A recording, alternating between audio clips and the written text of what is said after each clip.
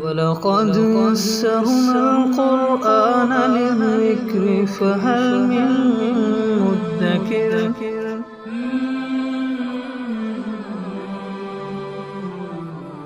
سورۃ البقرہ اعوذ باللہ من الشیطان الرجیم بسم اللہ الرحمن الرحیم الف لام میم ذالک الکتاب لا ریب فیہ ھدی للمتقین۔ کل ہم نے وحی کی اہمیت، ضرورت کے بارے میں بات کی تھی۔ نبی پاک صلی اللہ علیہ وسلم پر وحی مختلف طریقوں سے نازل ہوتی تھی۔ حضرت عائشہ رضی اللہ عنہا کی روایت ہے کہ حضرت حارث بن ہشام رضی اللہ عنہ نے پوچھا کہ اللہ کے رسول آپ پر وحی کیسے نازل ہوتی ہے؟ تو آپ علیہ السلام نے ارشاد فرمایا کہ کبھی تو اس شکل میں وحی نازل ہوتی ہے کہ گھنٹیوں کی سی آواز سنائی دیتی ہے کہ جب وہ آواز ختم ہوتی ہے تو جو کچھ اس سلسلے میں مجھے کہا گیا ہوتا ہے وہ مجھے یاد ہو چکا ہوتا ہے۔ اور کبھی حضرت جبریل علیہ السلام انسانی شکل کے اندر تشریف لاتے ہیں، اور علامہ محی الدین ابن عربی رحمہ اللہ وہ فرماتے ہیں کہ آپ علیہ السلام نے یہ جو گھنٹیوں کی آواز سے تشبیہ دی ہے، اس کی وجہ یہ ہے کہ ایک تو گھنٹی کی آواز مسلسل آتی، ایک تسلسل کے ساتھ آتی ہے، تو اصل میں ایک تو تسلسل کے ساتھ آنے کے ساتھ تشبیہ ہے۔ دوسرا یہ ہے کہ جب گھنٹی بجے تو سمت کا اندازہ لگانا مشکل ہو جاتا ہے کہ کس سمت سے یہ آواز آ رہی، تو وحی بھی جب آتی تھی تو آپ علیہ السلام کے لیے یہ اندازہ لگانا مشکل ہوتا تھا کہ یہ کس سمت سے آواز آ رہی ہے، ہر سمت سے ہی وہ آواز آتی ہوئی محسوس ہوتی تھی۔ اب اس چیز کا صحیح اندازہ تو تبھی ہو سکتا ہے کہ جب کسی کو مشاہدہ ہو، تو آپ علیہ السلام نے اس کو پھر تعبیر کیا ہے سمجھانے کے لیے کہ ایسے آواز آتی تھی جیسے گھنٹی کی آواز ہوتی ہے۔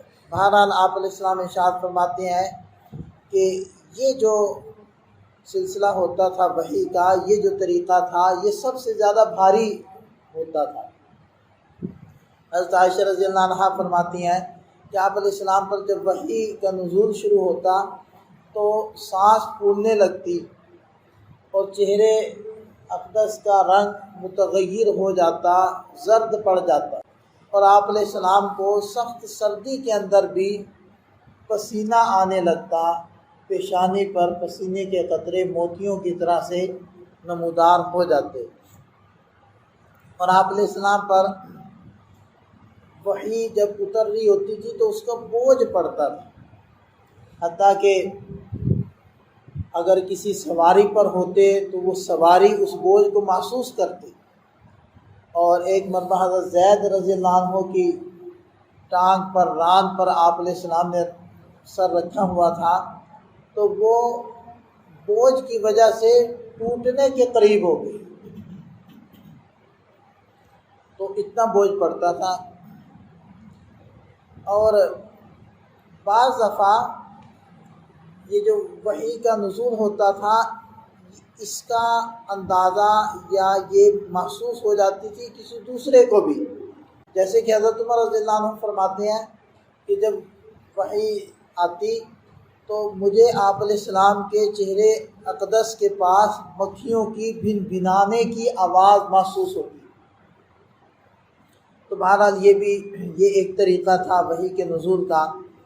دوسرا طریقہ یہ ہوتا کہ حضرت جبریل علیہ السلام کسی بھی انسانی شکل کے اندر تشریف لاتے، اور عام طور پر حضرت دحیہ کلبی رضی اللہ عنہ جو صحابی تھے ان کی شکل و صورت کے اندر تشریف لایا کرتے تھے۔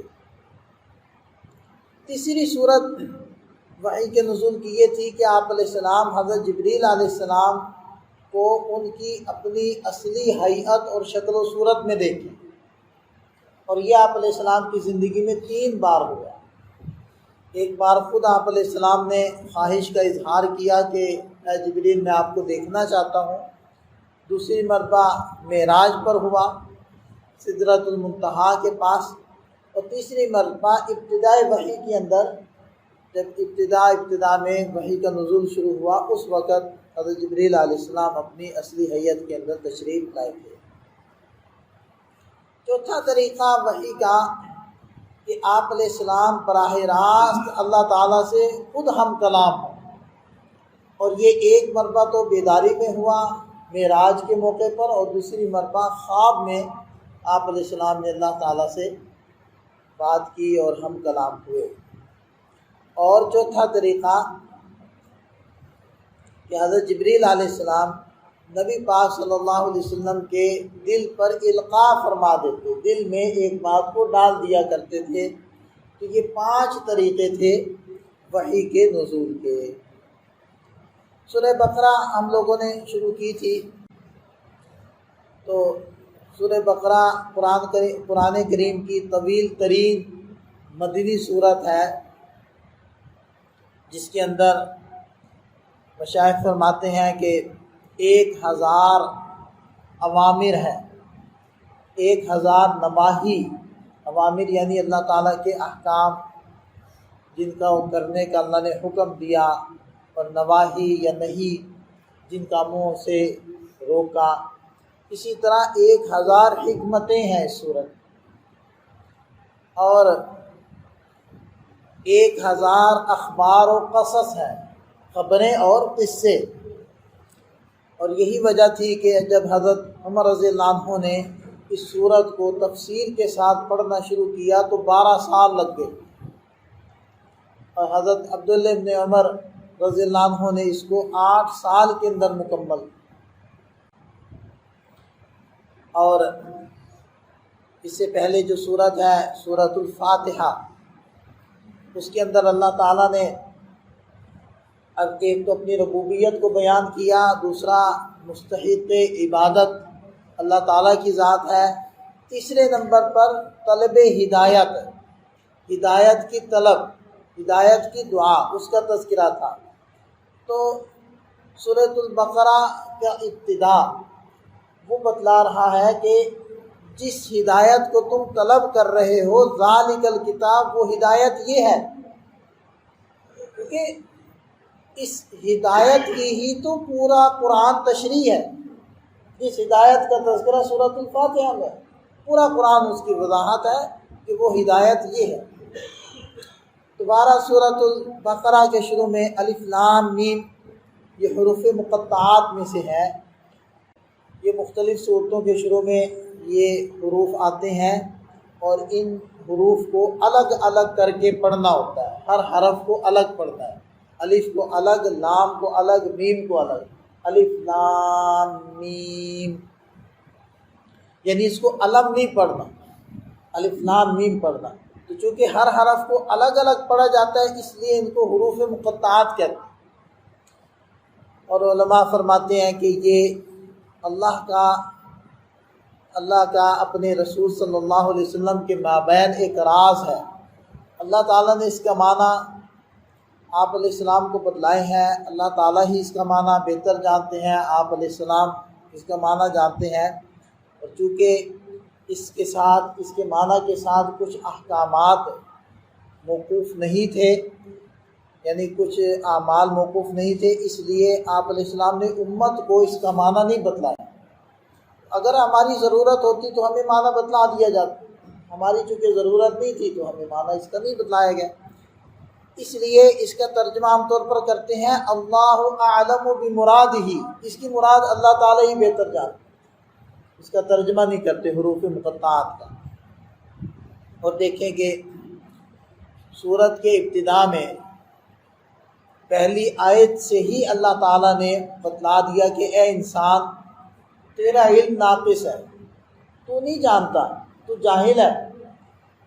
اور حقیقت میں انسان تو جاہل ہی آیا تھا، سب کچھ تو اللہ تعالیٰ نے انسان کو سکھایا۔ تو قرآن کے علوم و معارف تو بعد میں ذکر کیے جائیں گے، پہلے انسان کو اس کی جہالت باور کروائی جا رہی ہے کہ تو جاہل ہے، اب پہلی آیت ہے ہم نے اس کا معنی تمہیں نہیں بتایا، تمہیں نہیں پتا، جس کا بتلا دیا اس کا پتہ چل گیا۔ فرمایا ذالک الکتاب، وہ کتاب، ذالک کا معنی ہوتا ہے وہ، دور کا اشارہ، ھذا کا معنی ہوتا ہے یہ۔ اب بظاہر تو مقام موقع ایسا تھا کہ کہا جاتا ھذا الکتاب لا ریب فیہ، اس کتاب میں کوئی شک نہیں، لیکن کہا گیا ذالک الکتاب، اس کتاب میں کوئی شک نہیں۔ یا تو اس سے لوح محفوظ میں جو کتاب ہے اس کی طرف اشارہ ہے، یا پھر علماء فرماتے ہیں کہ بعض مرتبہ مرتبے کی بلندی کو ظاہر کرنے کے لیے یہ الفاظ کو استعمال کیا جاتا ہے، مقام کی دوری کے الفاظ کو استعمال کرو۔ اب ذالکا کوئی چیز باعتبار مکان کے دور ہو اس کو کہتے ہیں ذالکا، لیکن اس کو مرتبے کی دوری یا بلندی کو تعبیر کر لیا مکان کی دوری والے الفاظ کے ذریعے سے۔ وہ کتاب یعنی کہ عظیم الشان کتاب، لا ریب فیہ، جس کے اندر کوئی شک نہیں، ھدی للمتقین، جو تقوی والوں کے لیے، اللہ سے ڈرنے والوں کے لیے رہنمائی ہے۔ وہ تو پہلے سے ہی ڈرتے ہیں، ان کے لیے کیا رہنمائی ہے؟ تو متقین کا ترجمہ کیا جاتا ہے الصائرین الی التقوی بامتثال الاوامر واجتناب النواہی، کہ متقین سے مراد وہ لوگ جو تقوی کی طرف مائل ہوں، تقوی کو چاہتے ہوں۔ اللہ کے اوامر یعنی تقوی کو کیسے وہ چاہتے ہیں، علامت کیا ہے کہ وہ اللہ کے اوامر کو بجا لا رہے ہیں اور اللہ تعالیٰ کے نواہی ہیں اس سے بچ رہے ہیں۔ اس سے پتہ چلتا ہے کہ وہ تقوی کے متلاشی ہیں۔ تو جو تقوی کے متلاشی ہیں، تقوی کی طرف جھکاؤ ہے ان کا اور وہ تقوی کو چاہتے ہیں، یہ قرآن ان کے لیے رہنمائی اور ہدایت بنے گا۔ اور جو تقوی کو نہیں چاہتے، جو ہدایت اور رہنمائی کو نہیں چاہتے، ان کے لیے یہ قرآن ہدایت نہیں بنے گا۔ اب دیکھیں حضرات صحابہ کرام نے بھی اسی قرآن کو پڑھا، زادتہم ایمانا، ان کا ایمان بڑھتا گیا، اور جو ضدی تھے انہوں نے بھی اسی قرآن کو سنا، ان کی ضد اور ان کا کفر بڑھتا گیا۔ پتہ چلا کہ قرآن رہنمائی کرتا ہے جو رہنمائی چاہے، اور قرآن گمراہ کرتا ہے جو رہنمائی نہ چاہے۔ اللہ تعالیٰ ہمیں سمجھ عطا فرمائے، عمل کی توفیق عطا فرمائے۔